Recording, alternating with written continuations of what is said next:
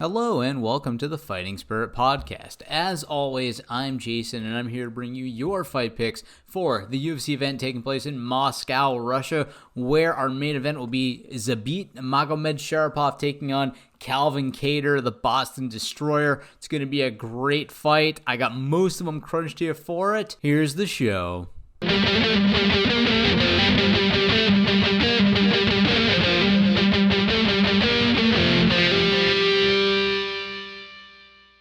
Okay, before we get into our main event and who I think is going to win, I just want to throw out there that this is actually going to be a 3-round main event.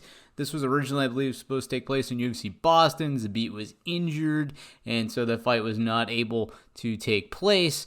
So Calvin decided, hey, you were willing to come to my hometown. I'm willing to go to yours, but for whatever reason, training, timeline, something like that, it isn't able to take place over 5 rounds, so we're only getting 3 rounds in Russia, which I think is actually a little bit to Calvin's disadvantage, and I'm not factoring it as a number perspective, but I think it does work against him. And ultimately here, I'm going to pick Zabit Magomedsharipov. I think that he's the little bit better fighter. So Zabit, he's so rangy, he gets in and out of the pocket so well, he fights best when he's going backwards, it seems. He's also so skilled on the ground that I think Calvin Kattar's just going to have a bit of a problem with this guy. I think it's going to be a little bit like the Bochniak fight. It's going to be like the Stevens fight where he's going to have to plant and move, and Zabit's always going to be out of range of Calvin Kattar just because he's so good at that ring management.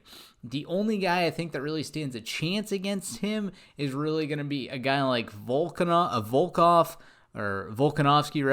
or Max Holloway. I think this guy is destined to fight for the 145-pound belt. And you know what? Maybe Zombie and maybe Ortega because of the ground challenge, but I don't think Calvin Kattar is going to give this guy any problem. It's also taking place in Russia, so hometown edge there as well. I got to go ultimately here with Zabit. I think he's going to be able to get it done. So our main event call is Zabit Magomedsharipov. Okay, in our co-main, we're going to have a little bit of a surprise here. So we have Alexander Volkov, or otherwise known as Drago, taking on Greg Hardy. So we know Greg Hardy, right? He got another no contest. He got a loss via disqualification and a no contest over his last couple of fights. This time was because he used an inhaler during the 3rd round. Just a weird one to get, hashtag USADA approved. So Greg Hardy is in kind of a weird spot. The Prince of War is for sure. And as much as a lot of people want to think Volkov's going to walk right through him, I'm actually going to go with Hardy on this one. I think a lot of people are way underestimating Hardy and way overestimating Volkov.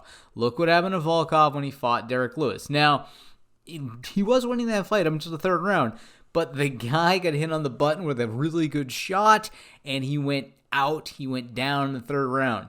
Can Greg Hardy deliver just as hard a shot as Derek Lewis? Absolutely. He's got the NFL caliber explosiveness.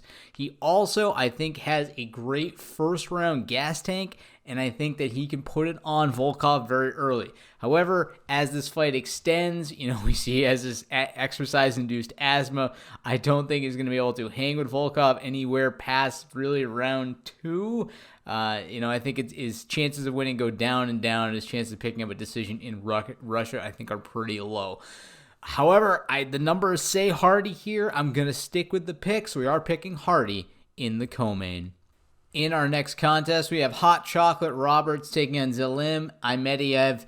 And so a lot of these fighters from here on out basically are just Russian, so I'm just going to kind of throw them out there pretty quick. In this one, I actually do have Zelim picked. I think he's going to be a little bit better fighter here. Granted, he didn't have the best entry into the UFC, but he was just knocking guys out left and right. And we've seen Hot Chocolate Roberts finished in his last 2 outings. I think that Zelim is also going to be able to get that done on Hot Chocolate. Moving into the next one, we have Cadiz Ibrahimov versus Ed Shortfuse Herman. And so in this one, I have Ibrahimov. It's anytime we're dealing with international cards, it's really tough to, go against hometown guys. And so I'm going to be sticking with that in this bout here. Ibrahimov just looks like a better fighter. We've seen Ed Herman struggle up until recently when he did defeat Patrick Cummings, but he had losses to Vellante, CB Dalloway, and Nikita Krylov all in a row. I think Ibrahimov, his entrance into the UFC wasn't spectacular. He was guillotined out in a fight that I thought he was winning against Da Un Jung. However, he was looking phenomenal going into the UFC with finishes left and right in the M1 organization. And I think since he's in home, I think he's going to be able to continue on that path and pick up his first UFC win. So in that one, I am picking Ibrahimov. In the next one, we have Anthony Rocco Martin taking on Razam Emeev. And this one is interesting. I really do like Anthony Rocco Martin, or Tony Rock, whatever you want to call him. I think he's a great fighter. He trains at America Top Team. He's a great guy. I just don't think he's going to get it done here. His last loss to Damian Maia was a decision. Majority decision, and he's looked phenomenal up until this point, but he's going up against a fighter who's also really good at point fighting, really good at picking up decisions. This is going to be his third straight fight in the UFC for Emeev, and he, defeated Stefan Skulik, Alberto Mina, and Sam Alvey all in a row, all via decision. He looked amazing coming out of M1, and I think in his hometown of Russia, it's just going to be too much for Rocco to handle, and I don't think Rocco is going to be able to pick up a win here. So I am going to take Ramazan Emeev in this contest. In our next one at light heavyweight, we're going to have a wrecking machine in Dalcha Lambagula fighting out of South Africa, taking on Magomed Ankalaev. And so in this one, I got to go with the hometown guy here. I got to go with Ankalaev. He is looking really good. He doesn't look quite the physical specimen that Lambagula is. However, I do think he looks good enough to pick up a win here. This one I think is going to ultimately be very close. So this one, it would be my chance taker of the night. Both these guys are looking phenomenal. Like I said, Lambagula's got the physique to pay the bills, I think. And he could put up a really good contest. But ultimately, we're going to go with the hometown guy here, Magomed Ankalaev.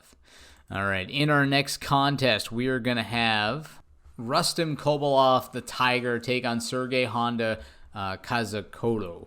And this is, I think, a tough contest for both of these guys. So we know that Rustam lost his last outing in the UFC against Diego Ferreira. And we know that Kazakoto defeated Rostam Akman, which was no real, easy pass there. In this one, it's very close down the middle, and I do have competing metrics that actually do pick Sergey, but in this one, I am actually going to pick Kobalov. I think that he's going to be able to get it done. I think that he is going to be the better fighter in this one. I believe his takedowns are going to be there, and I think that he's going to be able to grind down Kazakoto, who doesn't have that quite good as a wrestling game as Kobalov, and I think that's going to be the undoing here. So I'm going to side with the Russian wrestler on this one. He's also trained at Jackson Wink, so top-tier training, and I think he's going to be able to get it done in Moscow. All right, in our last three contests, let's take a look at them. We're going to have Jessica Rose Clark be taking on Penny Kinazad. She's a Swedish fighter. I cannot pronounce her name. So we're going to be having this contest take place in Moscow. And in this one, I got to go with Rose Clark. Rose Clark did lose a very good contest to Jessica I, but she's proved that she can perform under the lights with wins over Beck Rawlings and Paige Van Zandt, which is no real easy task. Paige Van Zandt does bring a lot of attention with that fight. And so I think she's used to having composure under the big lights and can perform well. Whereas when you look at Panini, or I'm not sure, the Swedish fighter fighting out of Copenhagen, she has not always performed. Losses to Macy Chiasson, losses to Julia Avila, and she's kind of hit and miss here in the UFC. She did look, good coming out of Danish MMA and Invicta, but she has not really performed to a great level at this point, and I don't think she's going to get it done in this one either. So we are picking the Australian fighter, Jessica Rose Clark in that one. In the next contest, we're going to have Alexander Thunder of the North Yankelev, excellent name, taking on the Predator Roosevelt Roberts. And so in this one, I actually do have Roosevelt Roberts selected. He is just looking like a really good talent right now. Granted, he was derailed by From Hell Pinchel, but I think Roberts can get back on track here. I think he can pick up a win against a hometown guy. Now, granted, Yankelev has looked okay, right? He had back-to-back losses against Usman and Zach Cummings, but he did pick up win against Silva Coelho back in April of this year. So In this one, it is going to be another close one, but I think he's hit and miss. I don't think he's going to perform, and I think Roosevelt Roberts is too good of an upcoming talent right now to let his tract and let his future slip out of his fingers. I think he's going to be able to pick up a win, perhaps by finish, in this one. Then in the last one, we're going to have Grigory Popov take on Davy Grant. So we haven't seen much out of either one of these guys in a little while. So Popov a little more so. He lost to Eddie Wineland back in June of 2019 via KO. And then we have Grant, who hasn't fought since 2018. Grant's a little more of a submission artist, but I love the Muay Thai training of Popov. I think he's going to be able to keep it standing. He's training over at Tiger Muay Thai, which is kind of an underrated gym at this point. I think he's the kind of guy that can go out there, show off great leg kicks, great low kicks, stuff takedowns, and pick up a great Muay Thai stand-up victory against a guy who can only really get it done on the ground. Now, Izvis takedown defense isn't there. I think Grant has him for days, but let's assume it is. I think he's going to be able to do it. Popov only has that one contest, too, so bear in mind there isn't a whole lot of stats on this guy. I am going to pick Popov in this one. All right, so let's go over them one more time. So to round out UFC Moscow, there are some debuting fights that I don't have on here. Those might get posted to social media, or maybe I'll just talk about them next on the podcast. But either way, they will be crunched out once all available information is out there. Either way, though, for this one, we got Zabit, Greg Hardy, Zilim Imedev, Kaidiz Ibrahimov, I'm terrible at these, Razim Imiv, Magomed Ankalev, Rustam Kobalov, Roosevelt Roberts, thank God it's an easier one, Jessica Rose Clark, and then Grigory Popov to round things out. So that's going to be our UFC Moscow picks. This card does start at a little bit more of an unusual time. This one is going to be at 2 p.m. on Saturday. I'm not sure I'm actually going to be able to watch it. I think I'll be doing something else at this time, so I won't be able to see it, but I'll do my best to give a retrospective and go over the wins and losses. And we did pretty well last week. This is an international card, so take it all with a grain of salt. We'll see how things play out. I'm not 100% sold we're going to kill it, just because the internationals have been tough, but I do think we'll at least do okay.